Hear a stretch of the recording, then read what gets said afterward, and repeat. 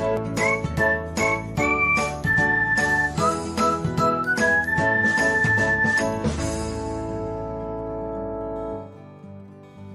everyone, welcome back to another episode of Technologyglance. In this video, I'm going to guide you through how you can clear your listening history on SoundCloud. So, let's get started.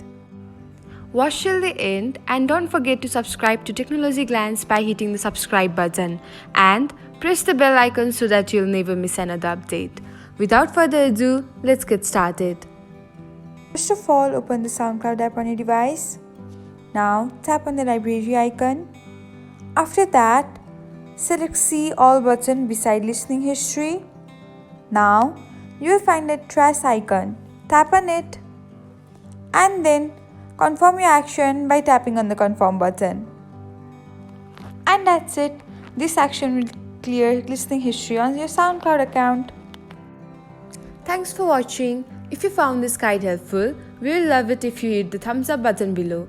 We upload great new tech tutorials like this one every day. So, don't forget to subscribe to our channel and hit the bell icon to get an update as soon as we post a video.